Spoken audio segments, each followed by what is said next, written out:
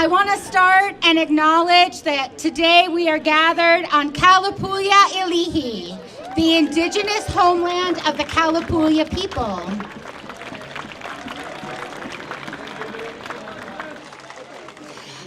I am here today as a private citizen on my own time, and just to be clear, no one is paying me to be here. I'm going to assume no one is paying anyone to be here. But look at you.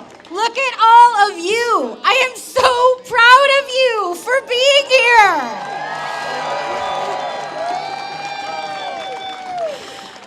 At the last couple of events I've attended, I hear the same thing from everyone. Oh my gosh, I'm not alone. You are not alone.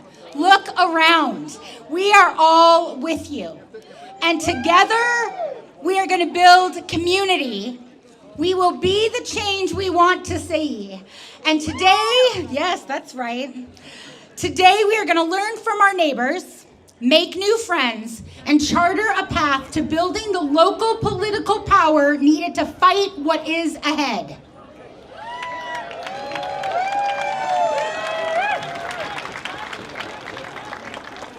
Our first speaker is a great example of how to build community. You may know him from teaching at Lane Community College, or you may have read his op-ed in Thursday's Eugene Weekly. You could know him from his work with the LCC Peace Center. I know him as the guy who walked up to me at a Showing Up for Racial Justice rally and said, "Hi, my name is Stan.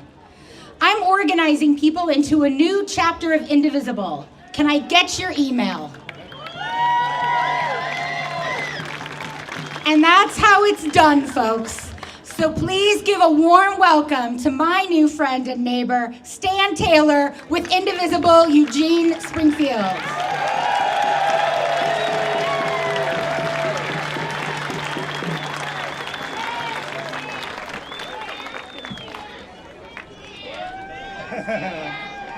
There are a lot of people here.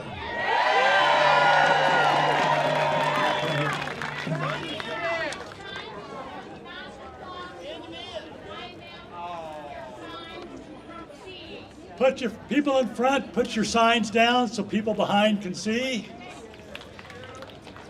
So there are a lot of people here. When we first thought about organizing this rally, we had no idea how large it would get. It's beyond our wildest imaginations. We had over 2,100 people sign up on Mobilize alone.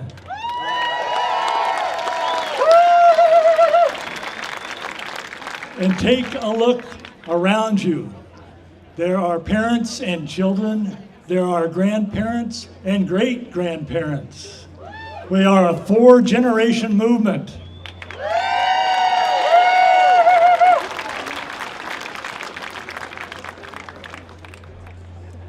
We are also people of all races.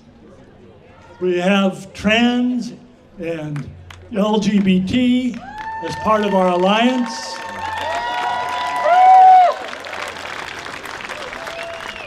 We have able-bodied and disabled people as part of our alliance.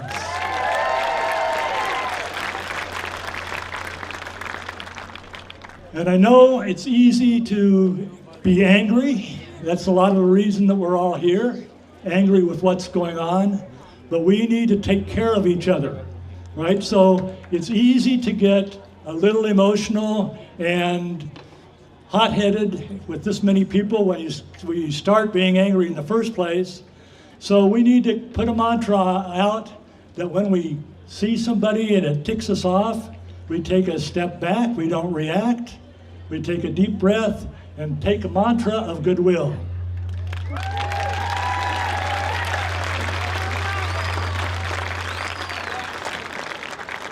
We have teams here to keep you safe. We have a safety team, the people in the green, lime green vests. Part of that safety team is a de-escalation team. If you get confronted by counter-protesters, step back, the de-escalation team will take control.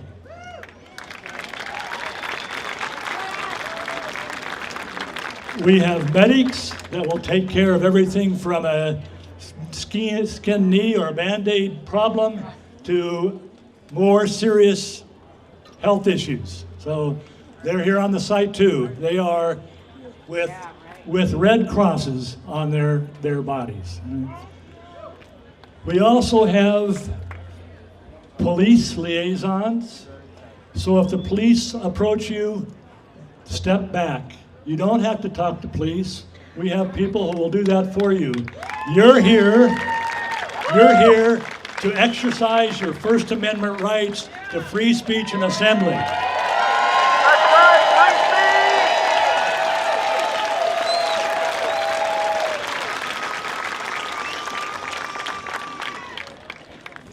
There's plenty to be angry about. We all want to say hands off, hands off, hands off. We all want to resist. But what we need to do is take that anger and transform it. Transform it into a movement. Transform it into activism. And that happens through collaboration. Here's how this event got organized. On the end of the first week of March, the call was put out for mass mobilization by 5501 and Indivisible National. On March 15th, Indivisible Eugene Springfield put out a call to other activist groups in Eugene, social justice groups, racial justice groups, environmental justice groups, and called them into a coalition, which we call the Activist Coalition of Eugene Springfield, or ACES.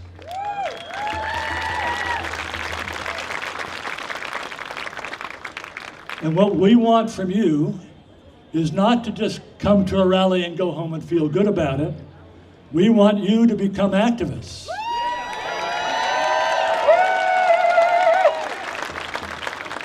So let me tell you the groups that are part of the Activist Coalition of Eugene Springfield.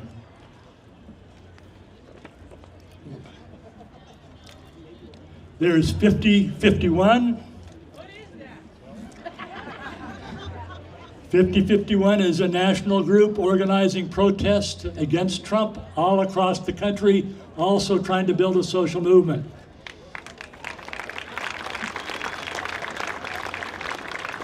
There's Indivisible Eugene Springfield, 350 Eugene, Springfield Eugene showing up for racial justice, the Party for Socialism and Liberation, TransPonder and the Lavender Network, the Oregon Community Asylum Network, OCAN, Beyond Toxics, the Trans Alliance of Lane County, the Community Alliance of Lane County, Planet versus Pentagon, Third Act, Extinction Rebellion, Churchwoman United, Eugene Peace Works, Backhouse, and of course the Raging Grannies who you just heard.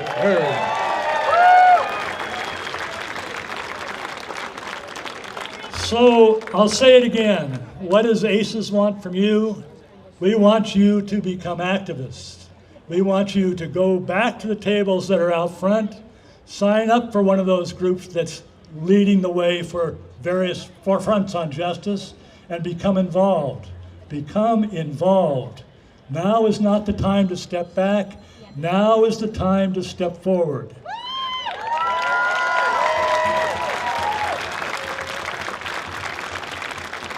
What we are doing is we are building a social movement for justice right here in Eugene. We want to have social justice, political power, racial justice be part of a political movement that has body that we can influence with politics with the group that we have together.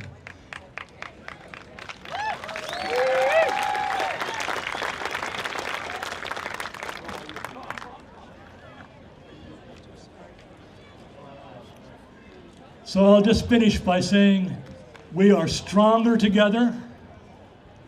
Courage is contagious. Become part of the movement. Thank you. Thank you.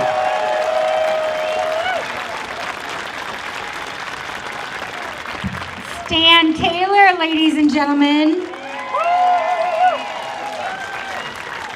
You should give him your email. I met Stan just a couple of months ago, but when we met, I was like, he looks familiar. And if you've been in Eugene a long time, don't you think everybody looks kind of familiar? I hear you look familiar a lot, probably because I'm a very old slug queen. If you don't know what slug queens are, we like to sparkle and shine all over our fair city. And we're also the only monarchy that should exist in the United States of America.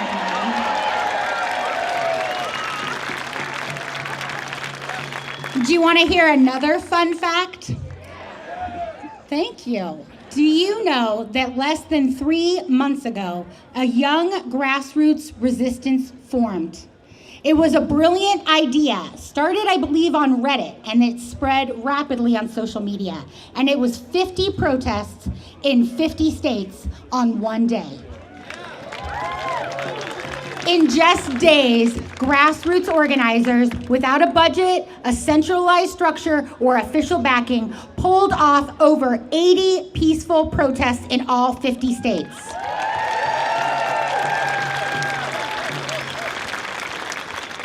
The group also founded No King's Day, which as a queen, I find delightful. Now you can call them 5501 or 5501, or as I like to say it, 5051. But whatever you say, however you say it, you have to say it with respect, because these young organizers are getting it done. Today, we have a representative from Eugene 5501, so please give a warm welcome to Huckleberry.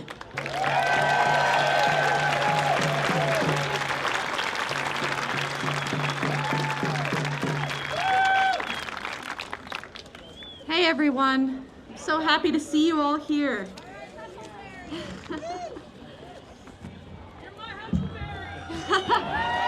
Can you hear me all right? All right, thank you. Hello, my fellow Americans. I'm amazed at how quickly this movement has grown and the solidarity I'm seeing in all of us. I see so many people of different ages, from different backgrounds, with different ways of life. And despite our differences, louder?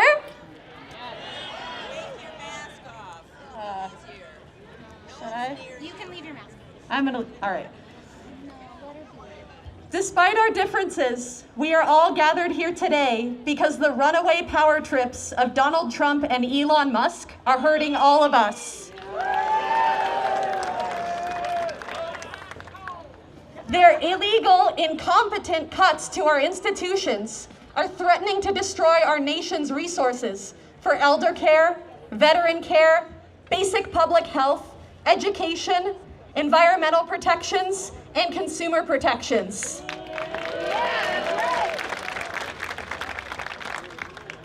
Trump is attacking our most basic civil rights protections that have been in place for more than 50 years. He's sidestepping checks and balances to bully our nation's most vulnerable. He has turned his back on our allies, instead cozying up to violent, colonizing dictators. He is treating protesters like us as domestic terrorists for simply practicing their First Amendment rights. And just this week, he has sunk us deeper into an unwinnable trade war and crashed our economy.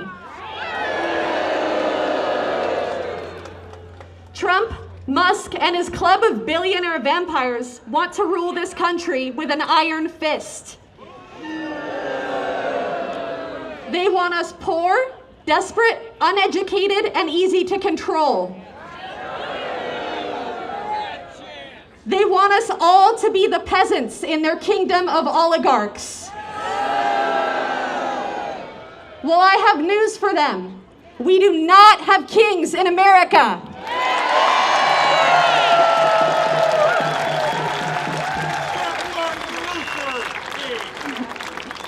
This is a republic, not a dictatorship.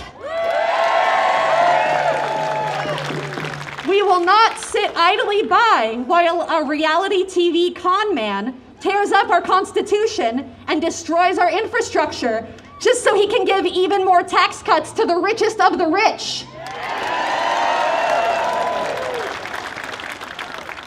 Each and every one of us is here today, despite our differences, because we know what is at stake is more important than the things that separate us.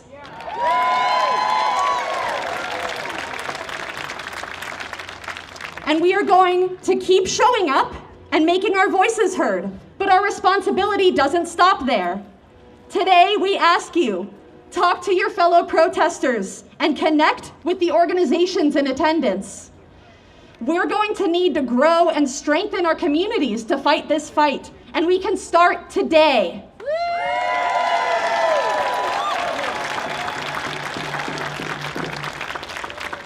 We are building an alliance of passionate activist groups with varying causes, but who share one immediate goal: save our country from this destructive executive overreach.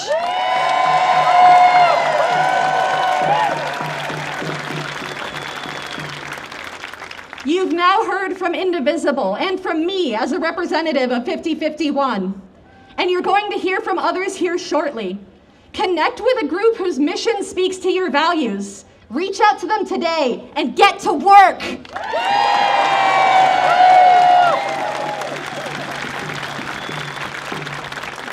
The best thing we can do for this dangerous, power-hungry administration is to be complacent, divided, and frozen by fear. Instead, I ask, get to know your neighbors. Join an organization. Strike. Boycott. And keep showing up to protests in numbers. Because, that's right, because when we stick together, no matter what gets thrown our way, American democracy will win. Thank you.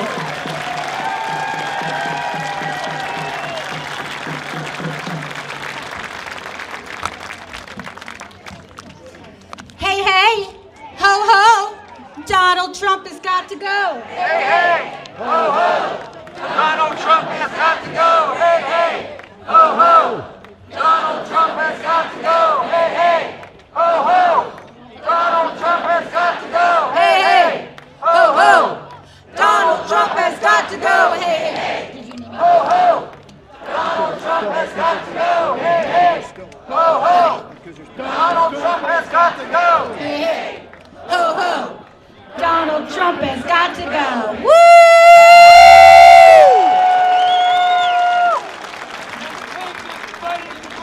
We still, and take his buddies with him. I second that sentiment.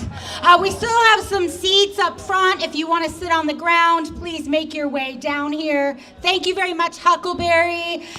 She had it right on. Today is about finding your people.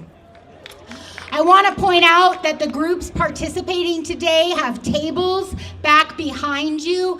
They have people there willing to talk about their organization, find out how you can get involved, sign up for lists. If you are a European American, white like me, may I suggest Springfield, Eugene showing up for racial justice? It is time for European Americans to deconstruct our whiteness. White supremacy is a white people problem. And It's up to us to do the work to fight it. Deconstructing your whiteness is a lifelong journey. Please join me in doing it. Also, up at the back, we have Shout Out.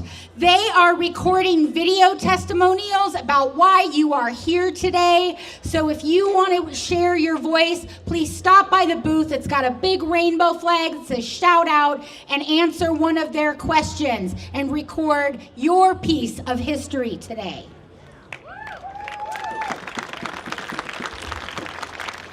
I'm just so, we've already had 2 amazing speakers, and there's so many more to go. I have had the honor of hearing our next speaker talk a few times at events, and recently, as these organizations have been preparing for the day, he has big ideas, and I am blown away by his passionate and thoughtful approach to the dumpster fire we find ourselves in. I believe he might even have some solutions. So please welcome, from the Party for Socialism and Liberation, Sam Cooke.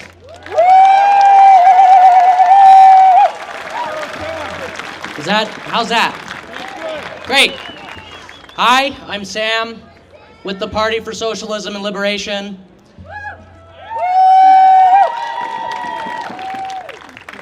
There are many, many different reasons why each one of you is here today. But I can guarantee that there's one emotion that unifies us all right now, and that emotion is rage. Rage at the fear our immigrant neighbors are experiencing. Rage at the mistreatment and abuse of women and the LGBT community. Rage at the genocide in Gaza and Palestine. Rage at the Gestapo-like disappearance of students brave enough to stand up to that genocide.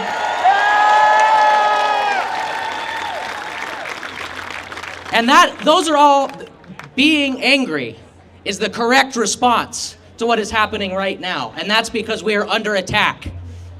I want to quote one of our enemies, Warren Buffett. He said, "There's class war, all right, and it's my class that's waging that war, and we're winning." And that is what we are seeing right now. Open, mask off, class war against us, the people of this country, and the world.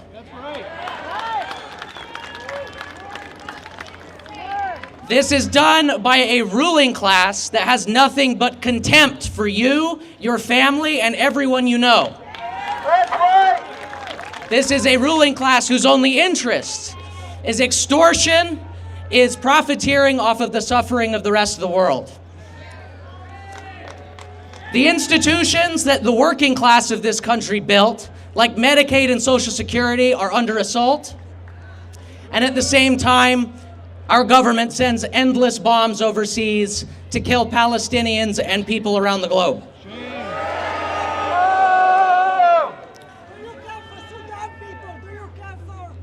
Sudan and Congo.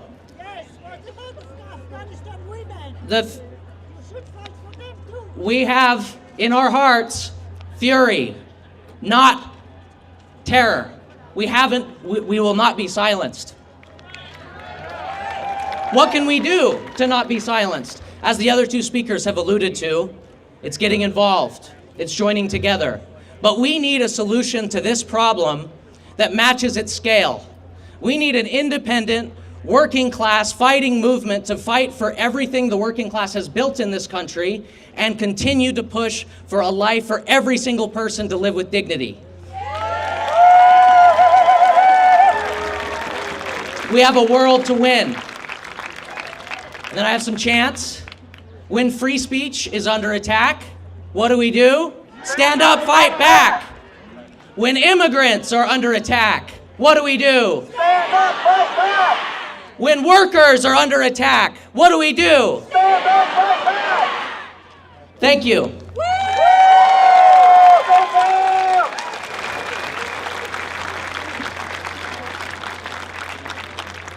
Oh my goodness, Sam Cooke, everyone.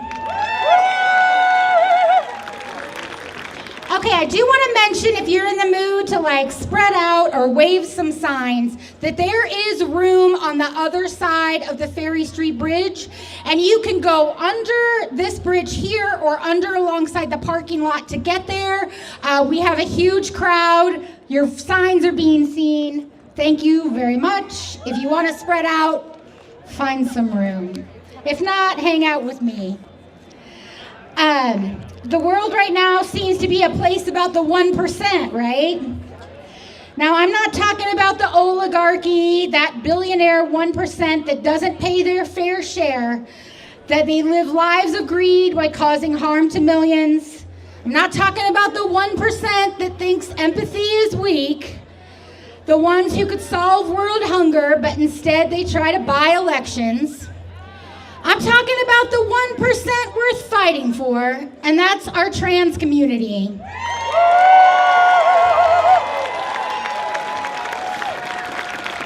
It is time for all of us to stand up, speak up, protect them, love them, because trans rights are human rights. Trans rights are human rights. Trans rights are human rights. Trans rights are human rights. Yes. So please welcome my two friends from Trans Alliance of Lane County, Elliot Harwell and Jacob Griffin.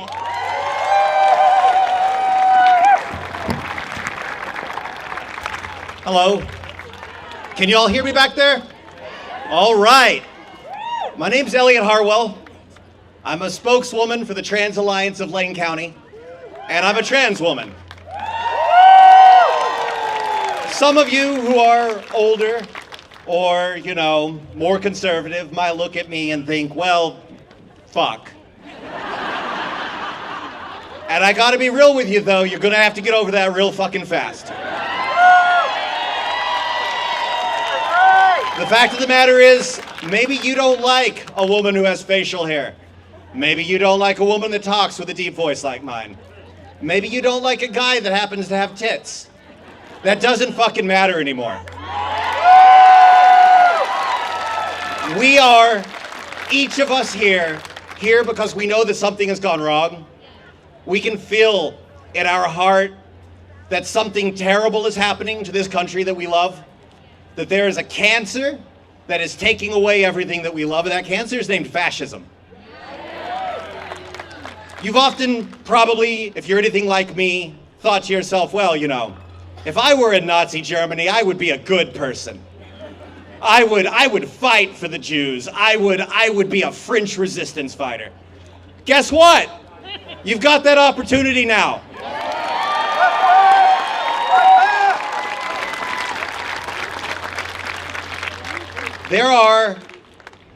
In this moment, we are confronted with something that is larger than anything any of us have ever seen before. Our government is being actively deconstructed in front of our eyes. We are having police take people off of the streets and send them to foreign concentration camps where they have no rights. Your FDA, your Health and Human Services, those are gone. Your vaccines, they're gone. The government institutions that exist to protect us, that you taxes have paid for, they've been deconstructed. Your stock market is gone. Everything that you know, everything that you've been promised about what this life meant has been taken from you. And what is left in the ashes are us having to work together to make something new. So right now, you're being asked, well, you're here. You know something is wrong. You want to do something. And the first thing that you need to do, the only way we're getting out of this is if we do things together. And so, it's going to sound small, but the first thing that you can do is get to know your neighbors. And I mean your physical neighbors. I mean the person who lives beside you down the street. I mean the person who lives in the apartment beside you. I mean, get to know people. Share your food with them. Drive them to the doctor. Help in these small ways to build something new.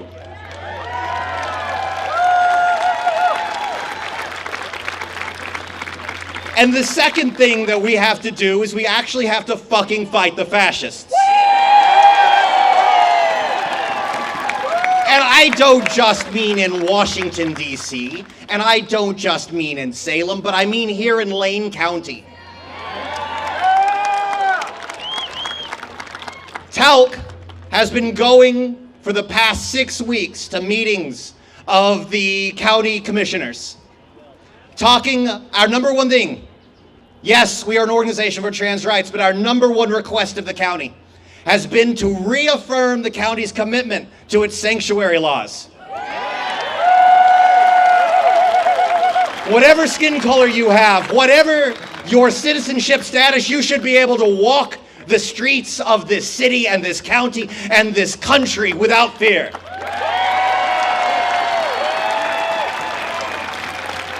And did you know, my county commissioner for Springfield, David Lovell. David Lovell is also a minister of a nonprofit. And instead of addressing his constituents when they come to him with their concerns, he decided, in his capacity as a minister, to post how he has had to listen to the rebellious, God-skewed, gender-confused people. This is a quote from him on his Facebook, describing his constituents, people who vote for him, as rebellious, describing members of TBI, of the Jewish community who have come to be with us, as God-skewed. This is not a man who wants you to vote. This is not a man who wants you to live your life as you want. This is a man who wants everything to be his Christian fascist future. Did you know there's a church here in town, the New Hope West Church, here in Eugene, and the pastor there, Wayne Cordero, posts on his blog about how equality is a word that is used by Satan. He has posted how there's no way that you can treat a man and a woman equally. Did you know both of these men, Lovell and Cordero, have endorsed Darvin, the state representative for Junction City and for Cottage Grove, and that Darvin here talks greatly about how he wants to take away my rights to have insurance, or he wants to take away your rights to abortions, or he even wants to cut down our forests. So, I'm asking you to do the thing that these fake, horrible, fascist Christians won't do, and that is to love your neighbor. And the other thing is that you have to goddamn fight them. I don't want you just voting. I want you running for office. I want you going to their office hours. I want you showing up in their boardrooms. They want you to forget what this country is supposed to be. They want you to forget that you have rights, and that you should be loved, and that you should be safe. And we gotta remind them of what that really means. And it starts with each and every one of you going, I can do a small thing. One last thing, Jacob, I promise. I know. There's someone in Springfield, and they're not me, but there's someone in Springfield who is going around the city and they are leaving graffiti, trans positive graffiti. They're leaving graffiti that says, did you know that in terms of having some sort of regret rate, that having a child has a higher regret rate than being trans? They're putting up posters that say, fuck off fascists. I don't know who this person is. I don't know, but I want whoever they are to hear my voice and say, that one person is doing more than our senators and our representatives. They are risking having a police record so that they can tell with their signs and with their protests that we're not alone, that there is someone out there like me and they care. And so what I'm asking is, my name is Elliot Harwell. I'm from the Trans Alliance of Lane County, and I'm fighting for your rights, but I also need you to fight for mine.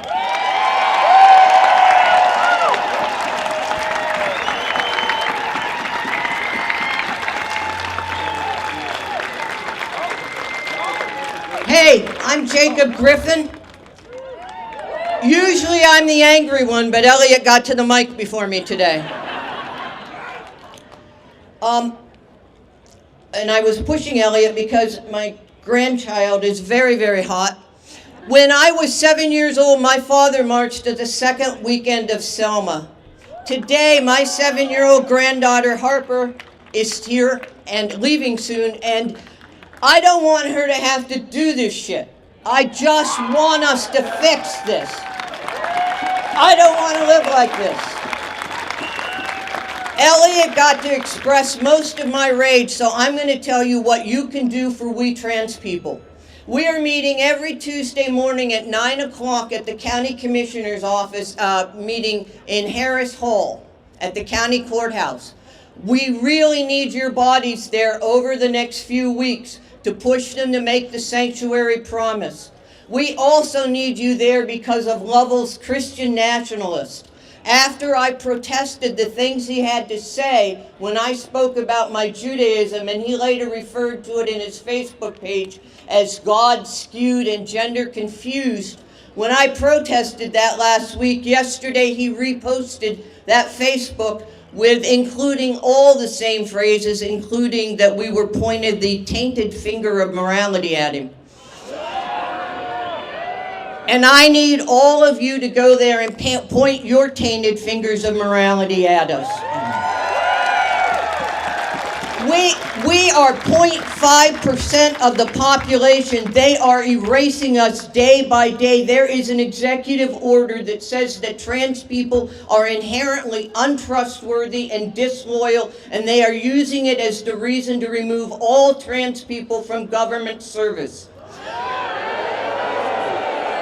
There is no difference in the argument for trans health care and women's reproductive health care. There is no difference in health care for your child for any disorder than there is that parents of trans children want and need for their children. Our children, our trans children in Lane County are in incredible danger. These next few years for prepubescent and adolescent children are essential for puberty blockers. We will lose children. They will die. They will kill themselves if we don't protect them. And we are only 0.5% of your community. So you have to stand with us, in front of us, and around us every day. And as the informal fundraiser for TALC, I must also tell you that you can scan our QR code up there and donate. We are trying to raise money for medications, for food, for housing, for people who may move here to keep their families safe. Thank you.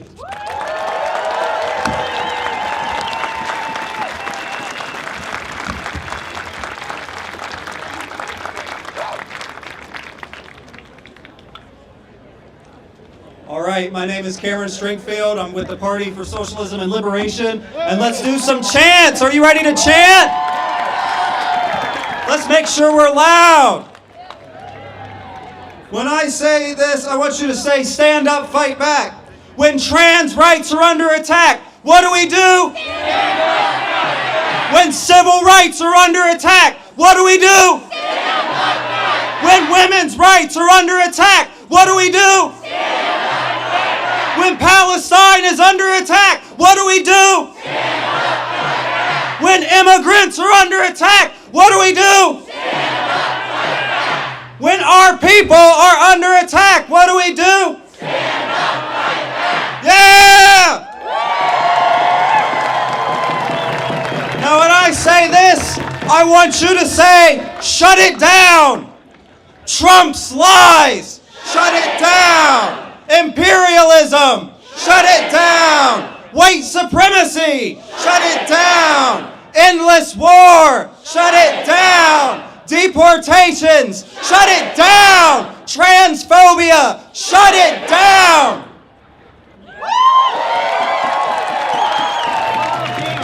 And one last one and I'll get out of your face. Brick by brick, wall by wall, this racist system has to fall. Brick by brick, wall by wall, this racist system has to fall. Brick by brick, wall by wall, this racist system has to fall. Brick by brick, wall by wall, this racist system has to fall. Thank you.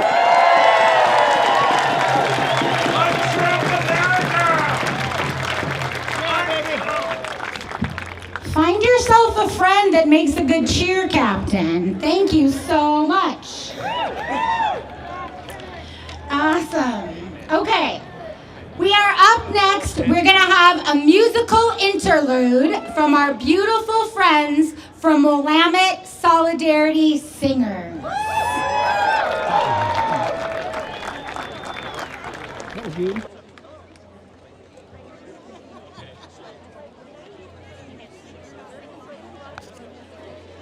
Good afternoon. We are the Willamette Solidarity Singers. We used to be the Ceasefire Choir. And you're welcome to join us. We meet the third Friday at the Lavender Network where we practice and get together. So we have all sing-alongs today, and we want you to just join in with your full voice. This first song is from the Poor People's Campaign. Here come our lovely poppies are gonna stand behind us, wherever you wanna be.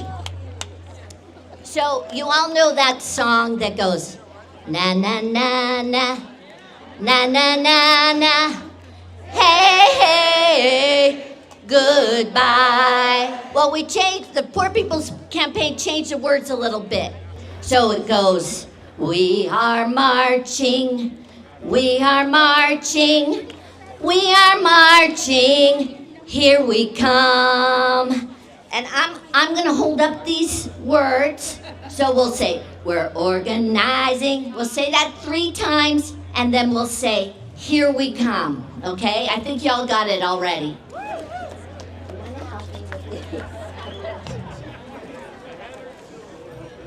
Okay, we'll do organizing first, okay.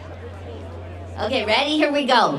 We're organizing, organizing, organizing. Here we come. We're organizing, organizing, organizing. Here we come. We're truth telling, we're truth telling, we're truth telling. Here we come. We're truth telling, we're truth telling, we're truth telling.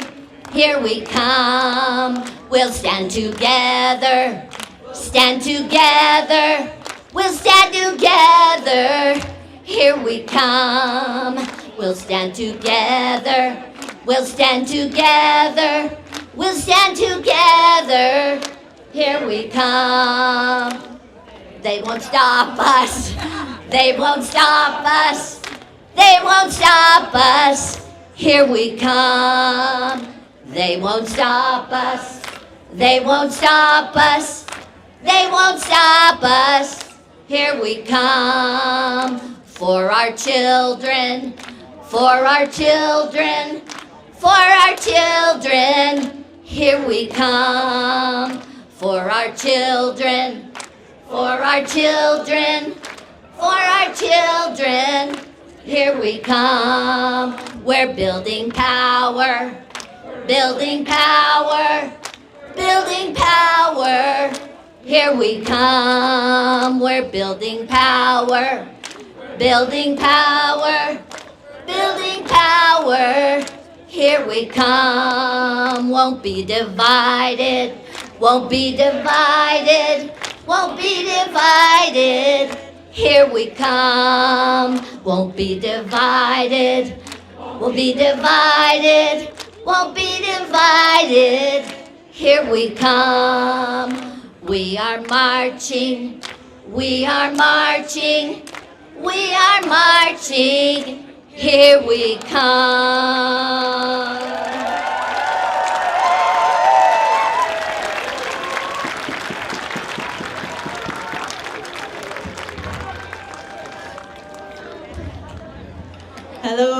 you beautiful people. Here are some things I'd like to speak into existence. May all immigrants and refugees be treated with the same respect and love and compassion we would show our own neighbors, children, and families. May dehumanization be a thing of a dark and distant past.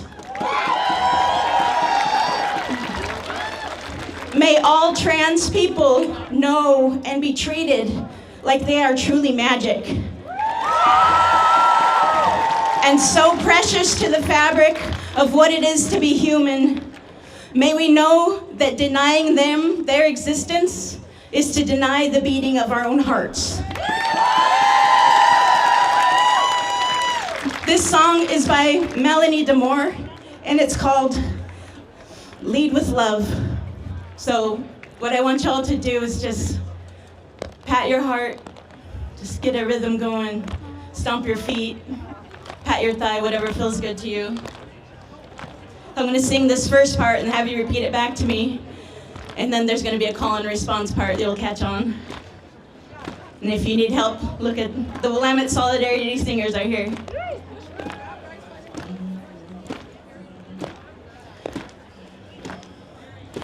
You gotta put one foot in front of the other and lead with love. Put one foot in front of the other and lead with love. You gotta put one foot in front of the other and lead with love. Put one foot in front of the other and lead with love. Don't give up hope. Don't give up hope. You're not alone. You're not alone. Don't you give up. Don't you give up. Keep moving on. Keep moving on. 'Cause you gotta put one foot in front of the other and lead with love. Put one foot in front of the other and lead with love. You gotta put one foot in front of the other and lead with love. Put one foot in front of the other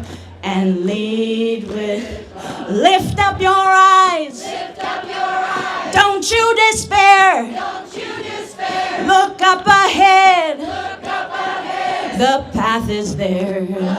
That's right. You gotta put one foot in front of the other and lead with love. Put one foot in front of the other and lead with love. You gotta put one foot in front of the other and lead with love. Put one foot in front of the other and lead with love. You might be scared. You might be scared. Well, I'm scared too. Well, I'm scared too. But here I am. But here I am. Right next to you. Right next to you.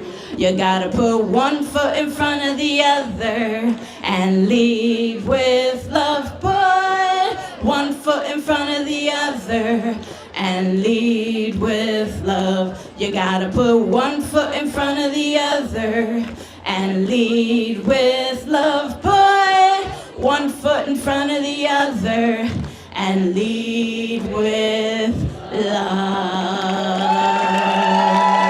Yeah.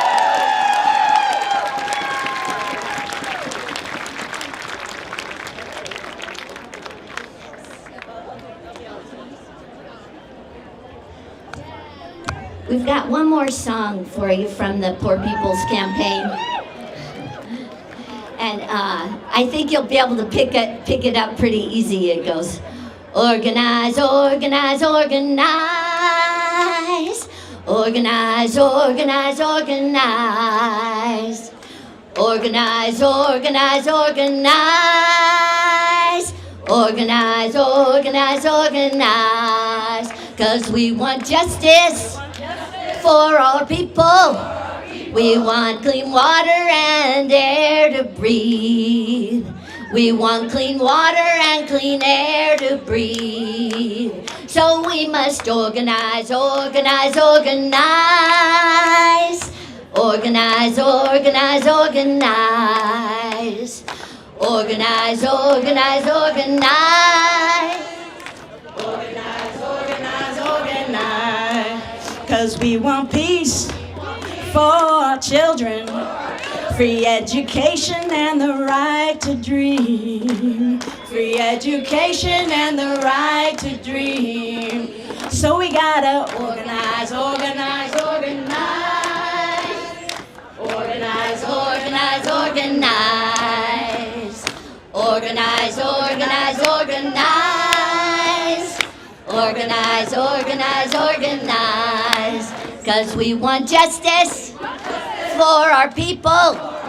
The right to housing and our dignity. The right to housing and our dignity. So we must organize, organize, organize. Organize, organize, organize. Organize, organize, organize. Organize, organize, organize. Organize, organize, organize. Organize, organize, organize. Organize, organize, organize. Organize, organize, organize.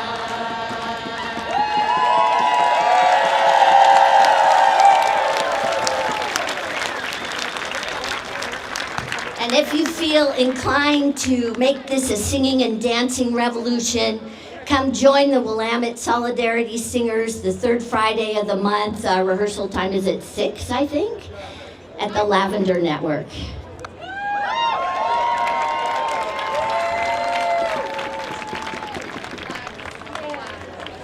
Oh my goodness. Thank you to the Willamette Solidarity Singers.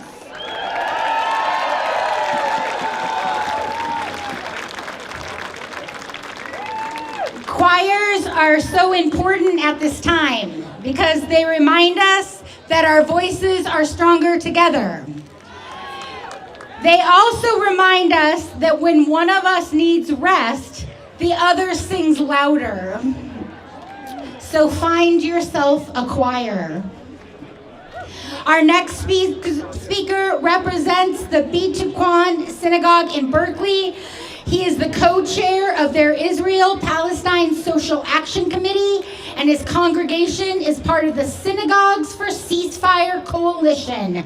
Please welcome Neil Penn.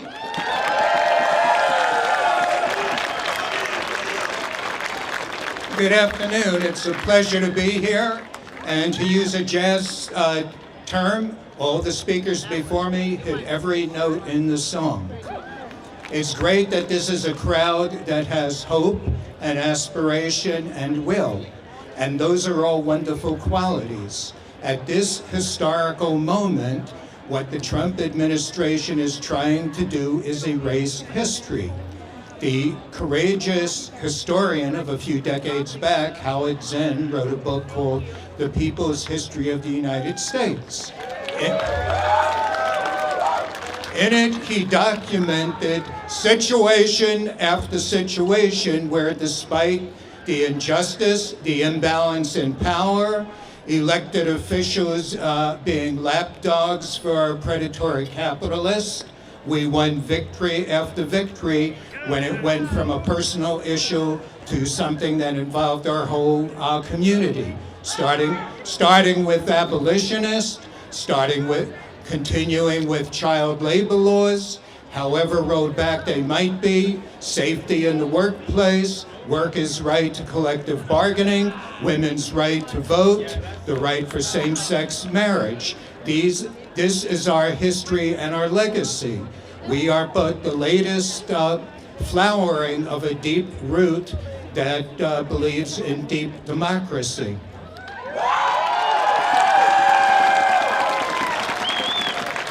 As the courageous union organizer of about 100 years ago, Joe Hill put it, don't agonize, organize.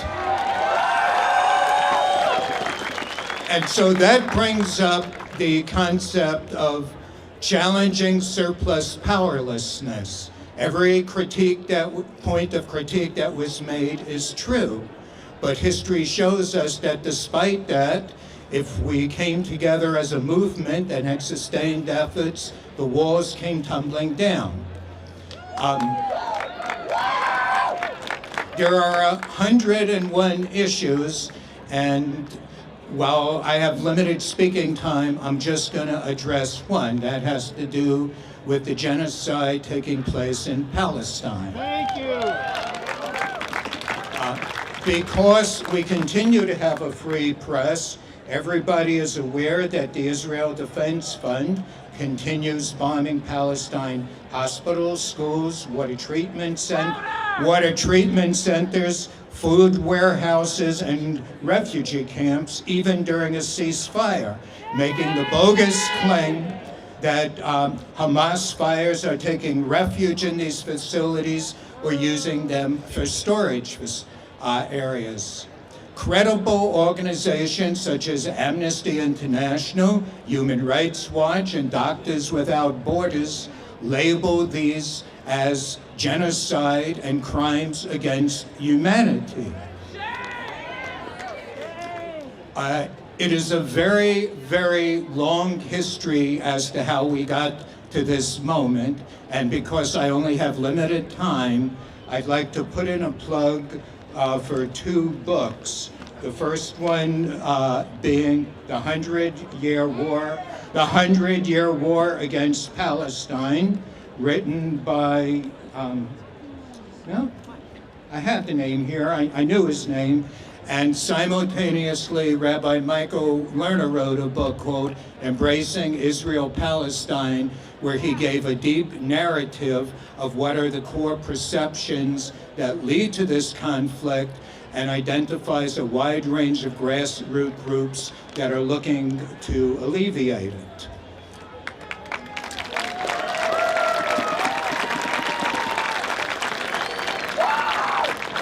How we move beyond surplus powerlessness is we are in the United States. Under both the Biden administration and the Trump administration, there was tremendous amounts of funding going for weaponry without any oversight. Clearly there's a big difference between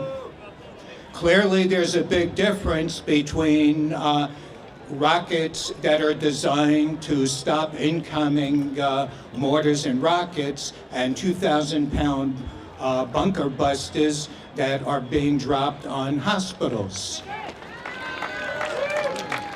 To make matters worse, the money that Israel gets for funding, it basically has stipulations that it must be spent on war profiteers in the United States, such as Lockheed Martin and General Dynamics, to name just a few. Big surprise that these corporate predators use their money to fund the elections of right-wing warmongering politicians. So it raises the question of what can we do at this moment? There are two prongs to it. First, to become informed, because with the right wing buying up mainstream media, there's a lot of doublespeak and misinformation. Most of you are aware of these news sources, but I'm going to call them out. Democracy Now!, Common Dreams, Haaretz, and Al Jazeera, all of which do investigative journalism that is credible and substantiated.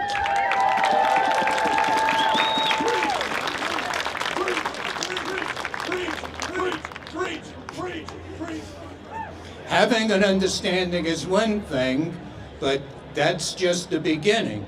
There are numerous grassroots organizations that are taking incredibly powerful actions. They have websites, they have action alerts on a variety of levels. These include Code Pink, If Not Now, Jewish Voices for Peace. They challenge the government, they challenge the propaganda of right-wing fascist Christianity groups who have the mythology that if this is going to bring about the end of days and basically a pretty horrific outcome. Again, the most important thing is to get yourself informed, become involved with a group, and speak with other people. As the courageous martyr of apartheid South Africa, Stephen Biko, put it, the most powerful weapon in the hands of the oppressor is the scared and overwhelmed minds of the oppressed.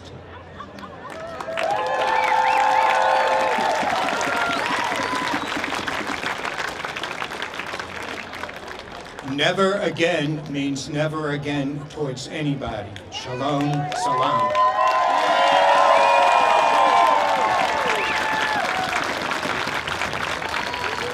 Okay, I just want to make sure you heard that last line. Never again means never again for anybody. Thank you.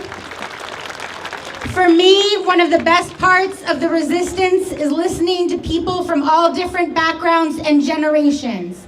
And I think, like me, you are going to be especially impressed by the younger activists in our community.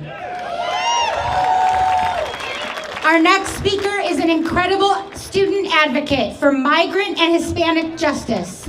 She is currently Miss Springfield Teen Volunteer and gives so much of her time and her heart to our community. Please welcome Victoria Acosta.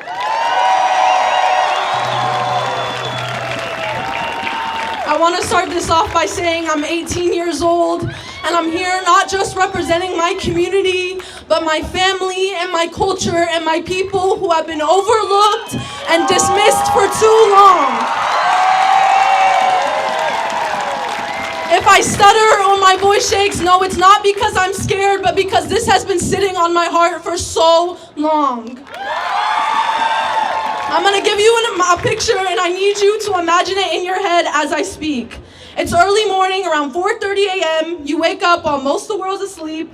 You began getting ready for a day. You live in a small 1, maybe 2-bedroom trailer right outside a mass production produce field. You will put on a white tank top, long sleeve shirt, a flannel, along with a mask, bandana, and hat. The weather throughout the day will be in the high 90s, even reaching the hundreds quite possibly, but you work too many hours in the hot sun not to cover every inch of visible skin. After you finish getting ready, you walk to your empty kitchen to make food for the 2 to 3 children you're currently supporting and get them ready to watch themselves while you leave them for 9 hours to handpick each strawberry someone in a grocery store halfway across the country will eat, not knowing the sacrifice it took to harvest.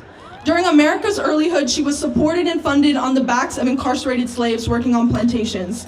After slavery had ended, the accumulated wealth of almost 10 million unpaid slaves brought in $4 billion. That seems like an insignificant amount to the modern day, but that $4 billion in 1860 would have translated to nearly $97 billion. Without the prosperity of slaves, America would never have survived economically. All of America South is only the wealthy, booming economy because of the slaves that laid their lives down to support it. And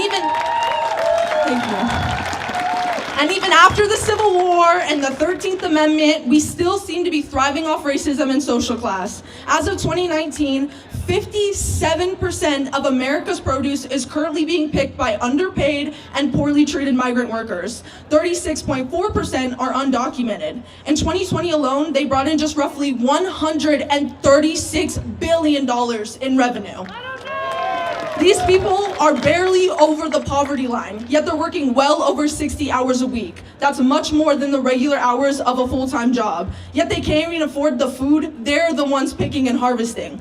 Why buy a bag of apples when you can buy 3 cheeseburgers for the same price? Which one's gonna keep your child's belly full, the burger or the apple?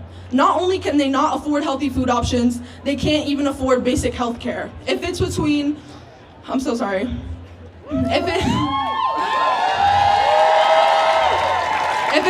medicine or keeping the lights on in your home, there is no right answer. The price we pay for food is cheap, but the cost of what we are not paying is put on the backs of these exploited workers.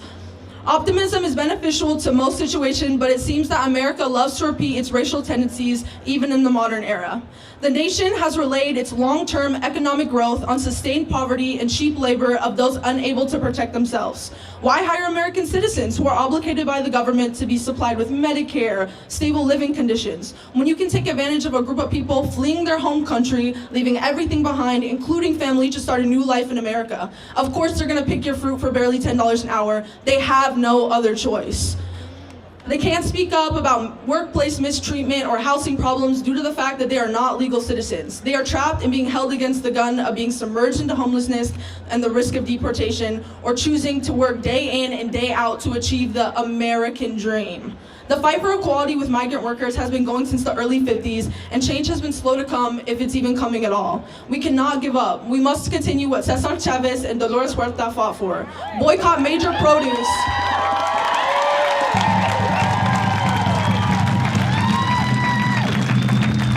Boycott major produce that's picked by migrant workers. Those produce include cucumbers, oranges, strawberries, grapes, and lettuce. Choose to buy local produce, because if anything inspires change in America, it's a dent in its pockets.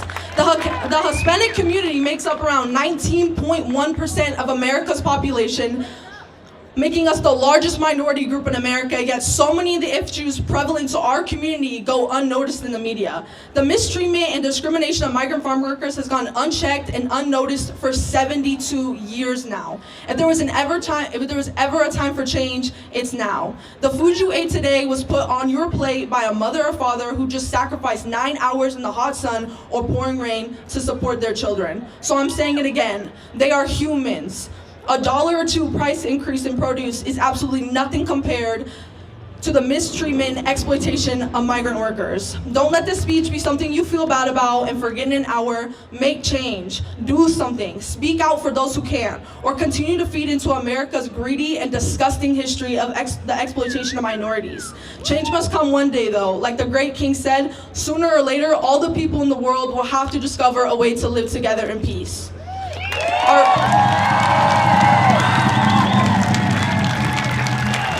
Are you willing to pay $2 for strawberries if you know what migrant workers went through to pick them? These mass production produce companies have the money to pay them much more than a mere $10 an hour. We as a community and as a nation must address the maltreatment of these migrant workers. Let's pay for cheaper fruits and vegetables, but let's do it the ethical way. Oppression can only last so long, and with all your support here, we can help make a difference in the life and living conditions of thousands. So next time you eat an apple or an orange or even some lettuce, think about who picked it and what they sacrificed to have it on your plate. Thank you.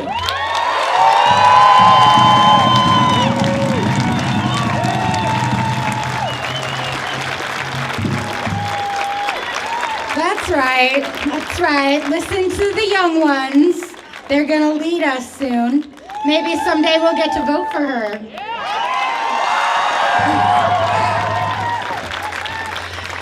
So, I think we all know that the oligarchy doesn't want us to have unions. They don't want us to have fair wages. They don't want to provide you benefits. They don't want you to retire. And they certainly don't want us organizing. Silly billionaires. Unions are where it's at, because if you haven't figured it out yet, if I get fair wages, you get fair wages. If I get benefits, you get benefits. If we don't work, they don't work. When I say union, you say power. Union. Power. Union. Power. When I say worker, you say power. Worker. Power. Worker. Power. Union. Power. Union. Power. Worker. Power. Power. Oh, I forgot my own chant. We still pulled it off. I want want you to welcome our next speaker, a union organizer in Oregon for over a decade. She started as a worker, leading and organizing 1,100 fellow ancillary Peace Health workers to unionize in 2015, and has worked as a union organizer ever since. She's a shop steward in her own union, fighting for anti-racist labor movement led by workers for workers. Please welcome Francesca Edmonds.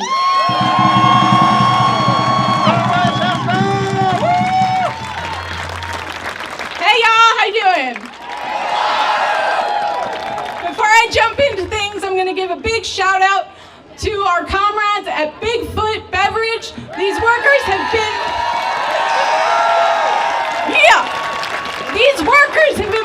have been on strike for over 6 months now. And they have 3 asks for folks that we can all do. One is participating in the boycott of the products that Bigfoot is supplying to big corporations here. And please, while you're supporting this boycott, you can find the list online, I promise. Make sure to spread the word, and also confront local businesses that are still contracting with Bigfoot Beverage and push them to tell Bigfoot, bring your workers back, protect their benefits, their wages. We will not tolerate scabs.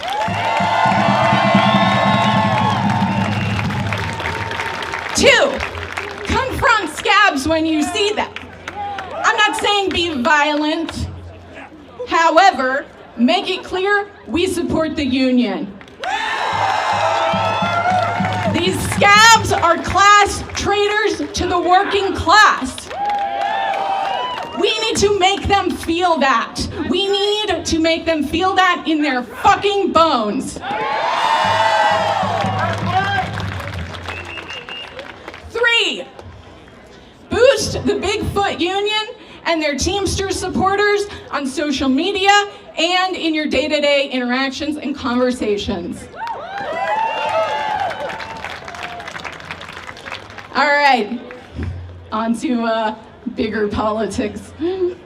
So, obviously, you may have noticed, the Trump administration is attacking federal agencies, programs, workers, unions, and not just them, all programs, agencies, workers, unions.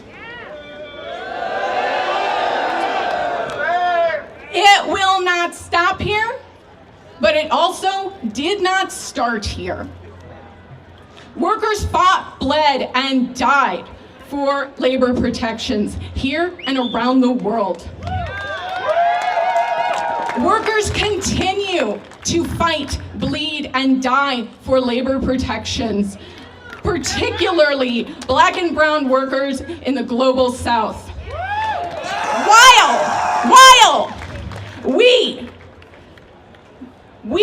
the predominantly white majority in these so-called first world countries, benefit from exploiting and stealing their labor and resources. Damn right!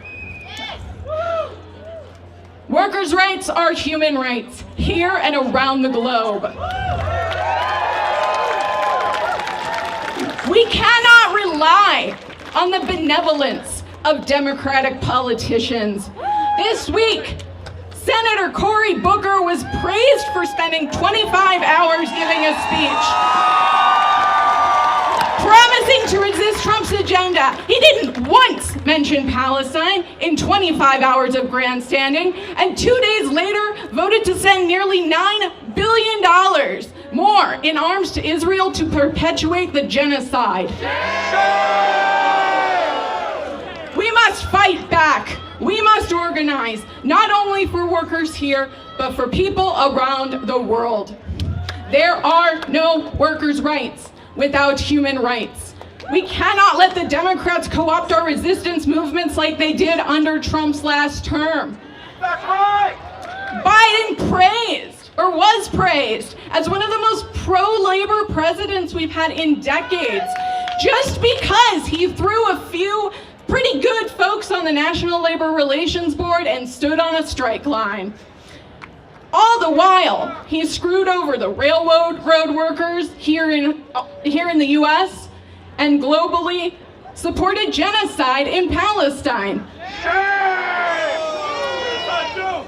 Both major political parties support one class, the ruling class. Politicians will not save us. We, the global working class, must organize. We must save ourselves. We must fight. We must not let any politicians stand in our way, and we must not just keep voting blue no matter who, because look where it's gotten us. Thank you.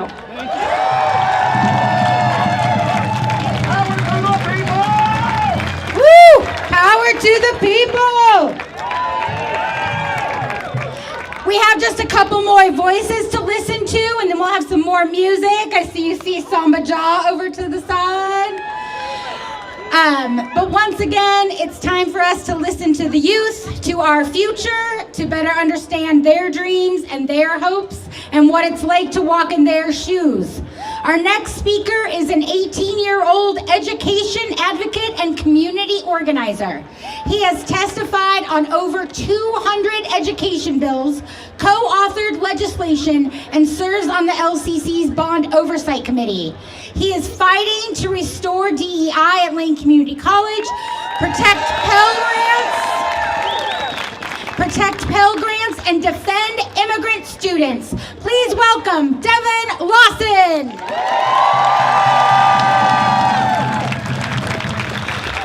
Hi, I hope y'all are okay. It's really hot out here. As she said, my name is Devon Lawson. I am dual enrolled in both high school and community college. I work full-time at Burger King, and I'm a renter here in Springfield. I have been organizing since I was 10 years old, and that's because I have to. The people in my life, my Mexican-American fiance and his immigrant family, my coworkers and I on the Oregon Health Plan, my friends, students, hoping public education can get a fair shot. We are all under attack. We shouldn't have to rally to defend basic human dignity. We shouldn't have to fight for healthcare, equality, or the right to learn without fear. Trump and the oligarchs are dismantling the social safety net, targeting immigrants, banning books, and turning schools into battlegrounds. How do you think we feel knowing that ICE can come into our schools now? Don't you think we should be doing something about that? Well, right now at LCC, we have some local leaders who are watching it all unfold and are basically saying, let's not be divisive. They don't understand what life is like for the people they are supposed to create opportunity for. They don't feel the urgency we feel. I don't know about you, but I feel a little urgency right now. Don't you feel urgency? These so-called leaders on the Lane Community College Board of Education tried to silence students, workers, and community members from having input in on their public meetings. That is not democracy.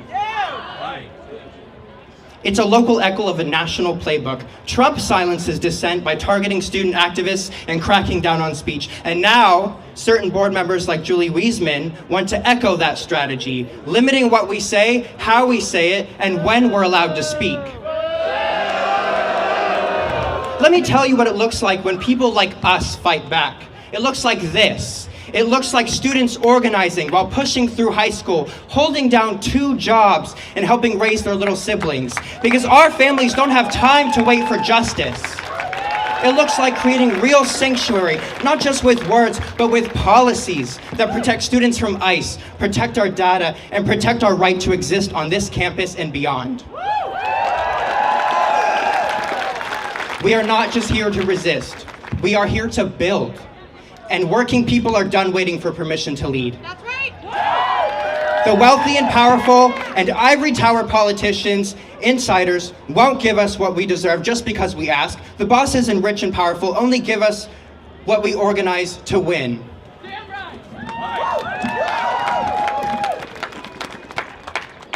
Sorry. So let's try this. Let's send a message to Trump, Elon Musk, Julie Wiesman, and other board members on the LCC who try to silence students, workers, and our community members. When I say hands off, you say schools. Hands off! Schools! Hands off! Schools! Hands off! Schools! Thank you. Solidarity forever. Thank you, Devon! Okay, so by now we've all seen the administration's extreme mistreatment of the immigrant community. As we know, these are our neighbors. They work hard, they pay taxes, and they help to make our community great. We need to keep them safe. To tell us more, please welcome from Springfield, Oregon, a pharmacy student at OSU and an organizer from the Lane County Immigrant Defense Network, Kriscia Rivas.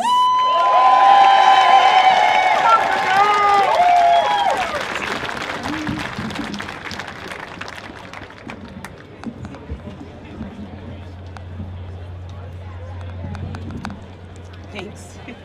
Hi, everyone. Can everyone hear me okay? Okay. My name's Kriscia. Just to give a brief introduction, I am a daughter of immigrants. My parents migrated to the U.S. from El Salvador in the 80s.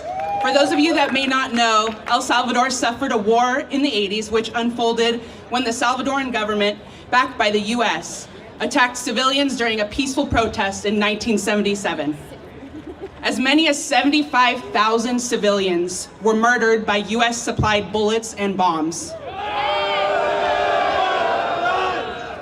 To say that my parents simply migrated as if it were a calm seasonal shift, like sparrows flying south for the winter, is a deep disservice.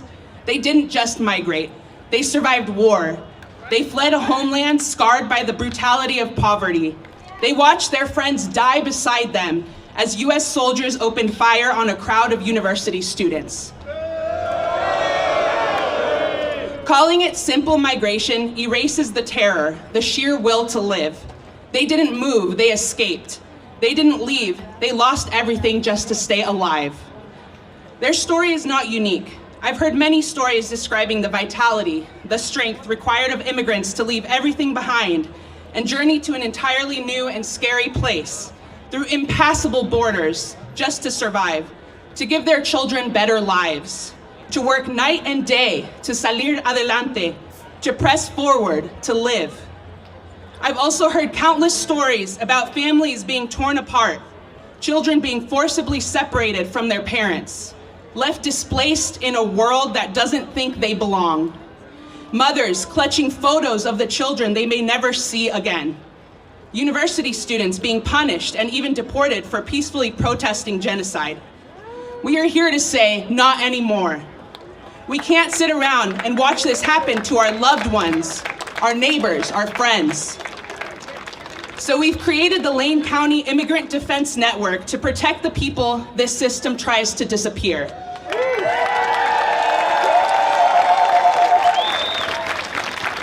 We aren't just reacting, we are organizing.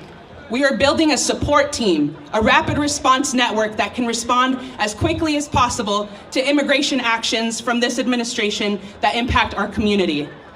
Some calls to action for the future include a rally on April 12th at the old Federal Building at noon. We'll have a mass day of community outreach as well that everyone can join on April 19th. And we have an organizing meeting on the 23rd at First Christian Church. We'll be set up at those tables back there, and there will be folks in the crowd with quarter sheets that have more info. If folks that have those can raise their hands, that would be great. We believe in a future where families stay together, where communities feel safe, and where borders don't define us. If you believe in that future too, then we need you to be a part of this movement as well. Thank you.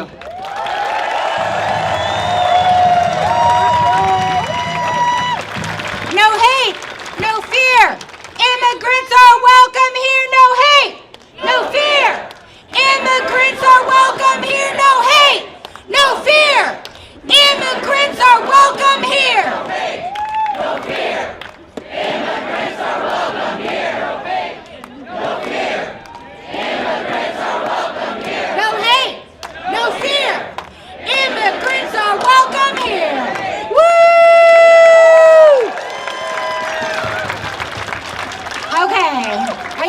almost ready to dance to the beats of Samba Jah? We're almost there, but I got one special gift for you.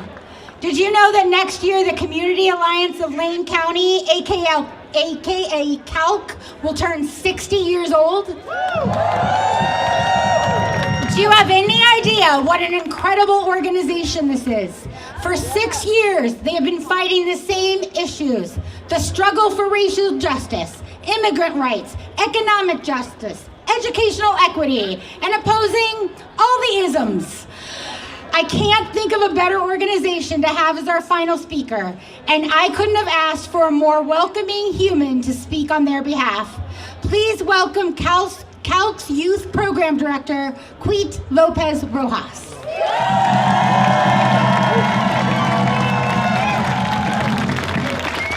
Hello, beautiful people.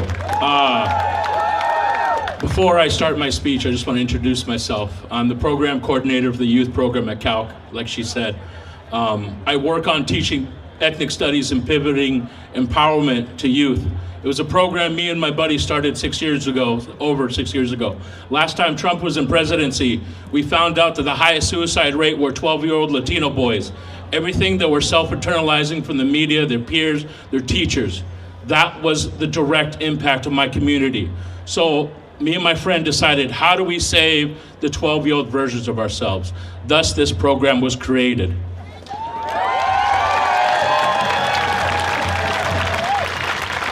I was born in Portland, Oregon, raised in Mexico till I was 4, but I've been living in Eugene ever since.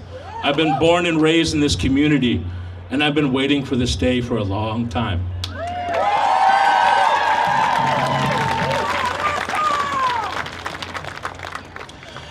Good afternoon, everyone. Thank you for being here today.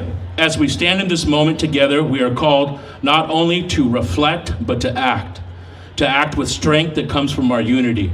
Unity across race, across class, across identity, and our shared humanity. For today, the strength of our collective voice is needed more than ever. It is time when the humanity of so many is under attack.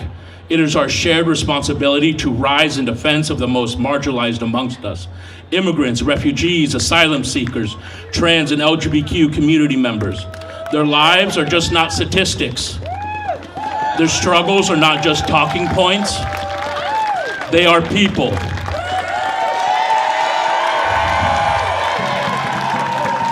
They are our brothers, our sisters, and our children. And we must be their protectors, their advocates, and their allies. We live in a state, a sanctuary state, that has committed itself to upholding the rights of immigrants and refugees. A place we believe that everyone deserves dignity, respect, and protection under the law. Yet, as the winds of intolerance blow through this nation, we find ourselves in a moment of profound discomfort. We find a climate that seeks to strip away the protections we fought for, not for just ourselves, but for our neighbors, our communities, and for future generations. But let us not mistake the discomfort for weakness. Let us not be deterred by the forces that seek to divide us. How do lobsters grow? They are a small, mushy animal that lives in a rigid shell. That rigid shell does not expand. As the lobster grows in the shell, it becomes more confining. The lobster feels itself under pressure and becomes uncomfortable. It goes under a rock formation to protect itself from predatory fish, casts off the shell, and produces another one. The stimulus for the lobster to be able to grow is that it feels uncomfortable. If the lobster were to have doctors and get some Valium or Percocet, it would feel fine. It would never get out of its shell.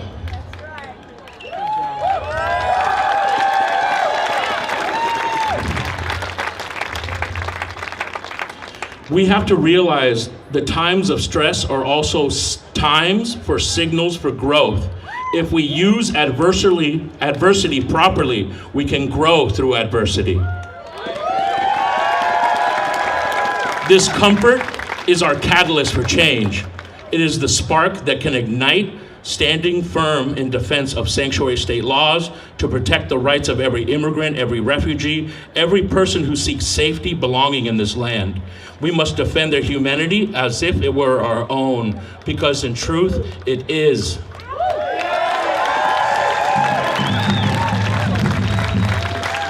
What about the trans and LGBTQ community members? The right to gender-affirming healthcare is under attack. The right to exist and thrive in this world is under attack.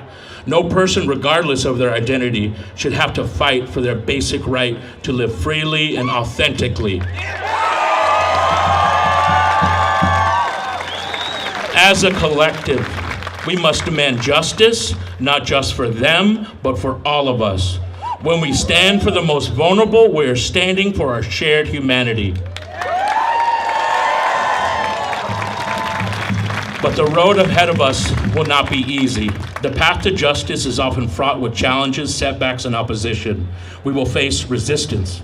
There will be those who will seek to silence us, who will try to break our resolve, but we must remember, the fight is not just for us, this is for our children. This is for the next generation. It is for a world that they will inherit and a world that we can shape together.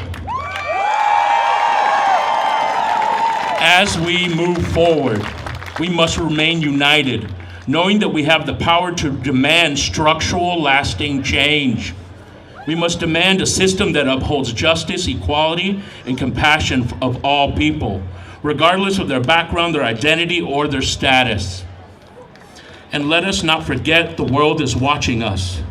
History will look back on this moment and not judge us by the challenges we faced, but how we responded.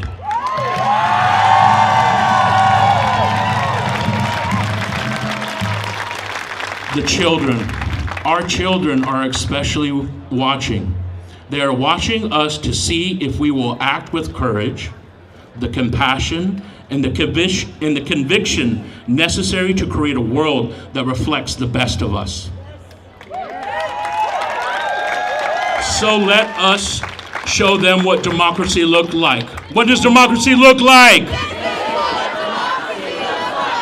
What does democracy look like? One more time. What does democracy look like?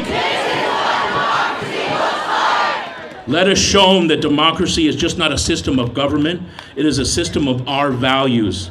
A system that affirms the dignity of every human being, a system that seeks justice, a system that believes in the power of community. We are stronger together. Our resistance is rooted in unity. And when we stand together across race, across class, across identity, we are unstoppable.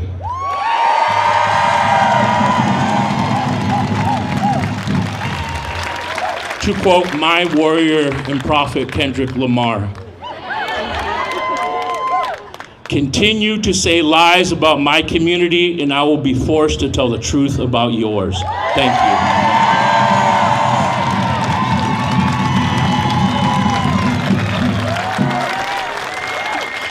All right, everybody, thank you so much for being here today. We have some more music to carry us through the event. Samba Jaw's gonna perform for a little bit, and then Cross Current may play some more.